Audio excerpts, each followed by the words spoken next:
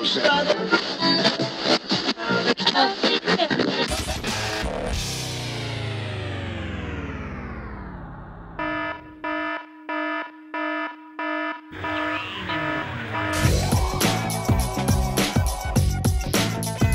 is DJ Connoisseur, and you are listening to Bobcat Radio.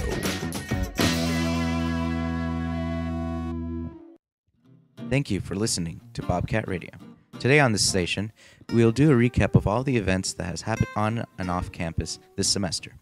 One of these events was the Gula Walk, which was held at Applegate Park in Merced and organized by the Invisible Children's Group at UC Merced on October 24th, 2009. The Gula Walk was a fundraising effort for the rehabilitation of children's soldiers in Uganda, Africa. One of our field reporters, Connor Megan, was able to speak to the organizer of the event, Chelsea Wood, who is a student at UC Merced and also the president of the Invisible Children. Okay, for those of you just joining us, Chelsea Wood is here, and she just has to go to the bathroom, so we're going to keep her for only a little while. It's been a long day. Yeah, it has. So tell us, Chelsea, where are we right now? We're at Applegate Park cleaning up Gula Walk. Gula Walk, yeah. And what is Gula Walk an event for? Gula Walk is for Gulu, Uganda, to build a youth and arts and cultural center there for a youth revitalization program. Oh, that's great. That's great. Yeah. So did you have a lot of people come out today? We had a good amount of people walk the walk. It was a good event. It was fun. Did you make a lot of money for the Invisible Children? Actually, I don't know. Over the course of, because we've been fundraising for about a month now, and we've actually made quite a bit of money, especially in selling shirts and selling Invisible Children buttons. So I saw that water jug. It looked pretty full, but with money, yeah. So that's good. I haven't checked. In fact, where did it go? That looked good. So did you have a favorite part of the day at all? I would have to say the walk was my favorite part, just because more people than I expected walked the walk. And I hope I let everybody know what I was involved in so that they got involved too. That's great. Well, I think that about does it. This is Connor Mangan and Chelsea Wood. Coming to you live from wrapping up at Gula Walk, October 24th, 2009. And thank you very much. Thanks. Also at the Gula Walk, there was a slew of performances by groups and individuals such as Flo. Imagine what tomorrow would bring if we all sing. Check it, I heard a song just the other day. It opened my eyes and taught me how to pay attention to the things like truly brings. Past all the bling, it taught me unity. Not just to myself, I say to all y'all, united. We stand, divided, we fall. The things that I express is truly happiness. Just think of one song, relief. It's just one sign that one. I'm so lost and I need you to help me repent. Oh Lord, have mercy on my soul, yeah. When I'm begging, I'm pleading, I'm needing, I want you to know, yeah, that I'm down upon my knees, oh Lord. I need forgiveness. I need forgiveness from you.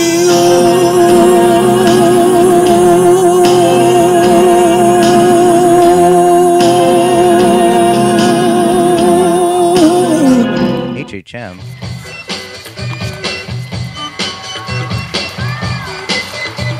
and the community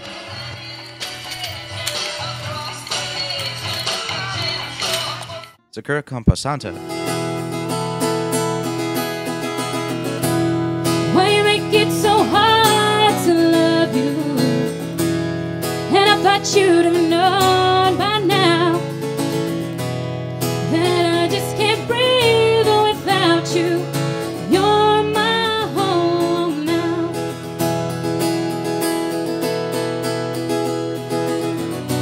But I guess I was a fool, thinking I could save you, that my love was good enough. And of course, Connor Megan.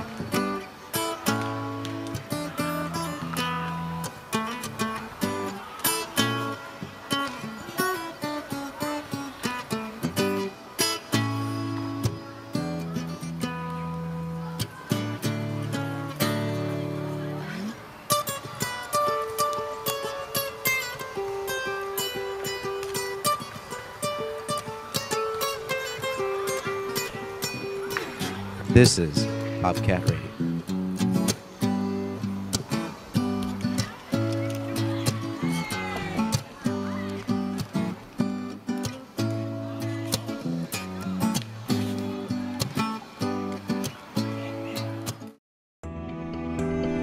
This is Connor Megan, bringing you the news from UC Merced and the community at large on Bobcat Radio.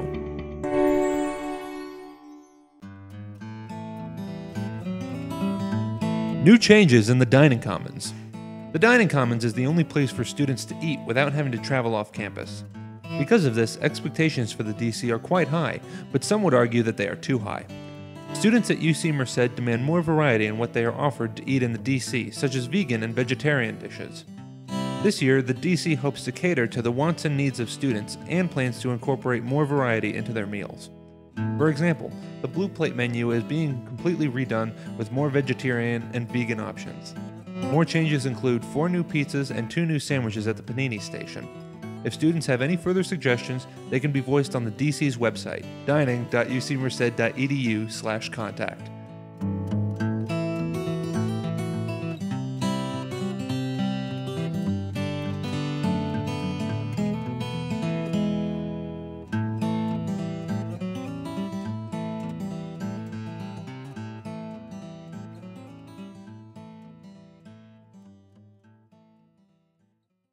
College is a place where students come to gain knowledge and skills that will help them find a successful career. UC Merced is such a place.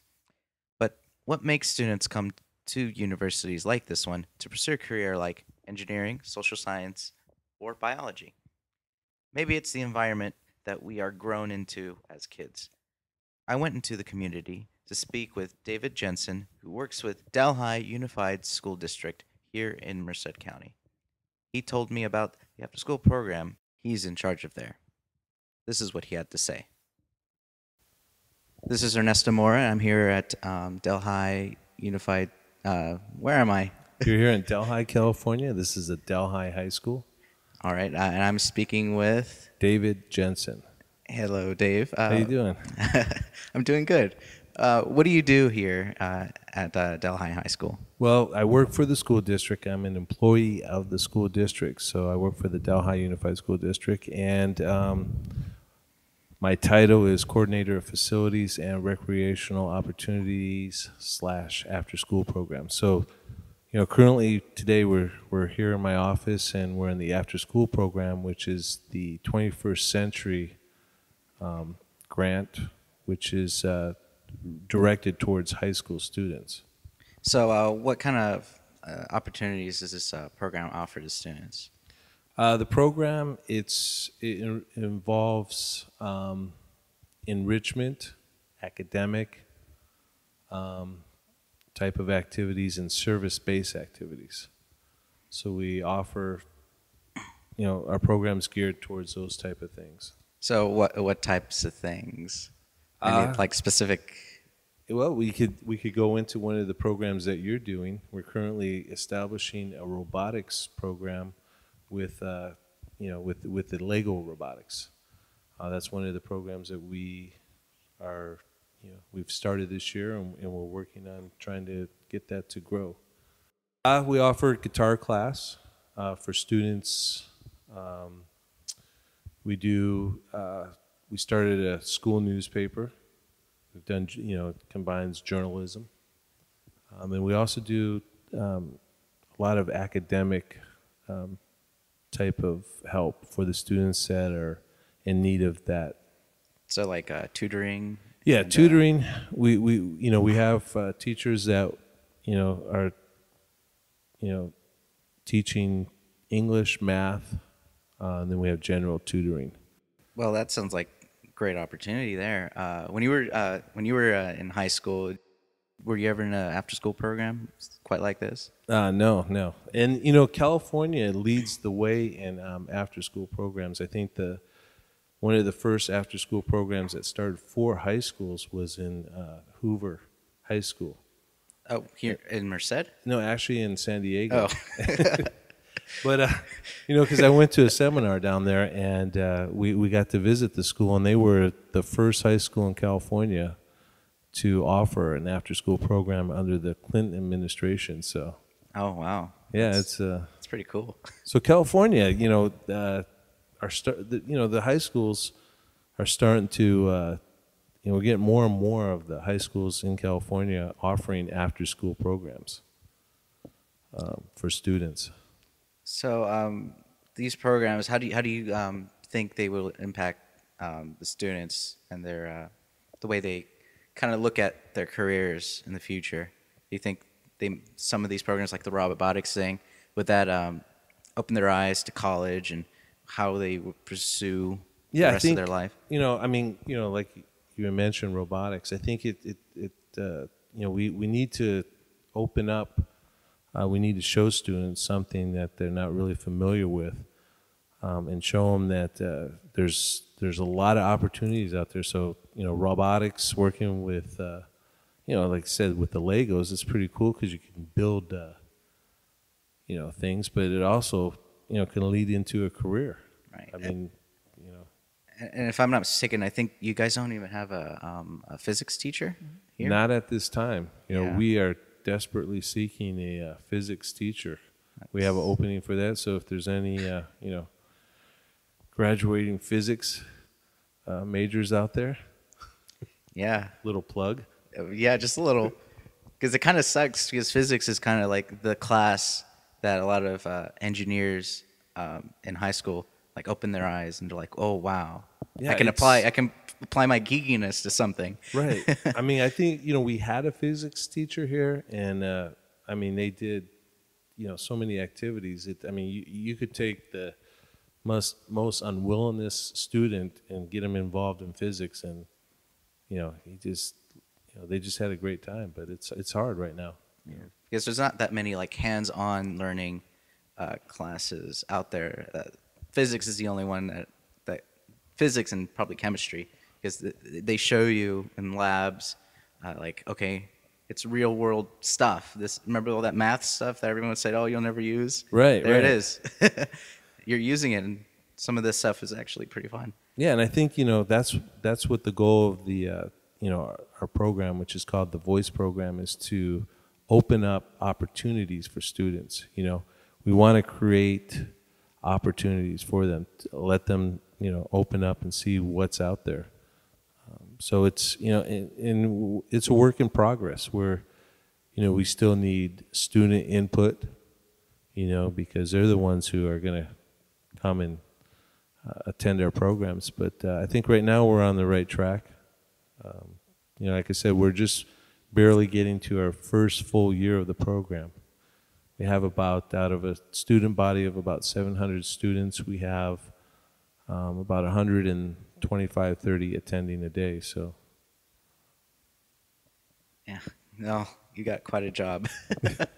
Well, I wish you best of luck, and hope you have a good holiday. yeah. Good break from all this. Let me just say thank you Nope. for giving me this opportunity to talk about the the Delhi community and the Delhi students, and just thanks a lot. This is Bobcat Radio.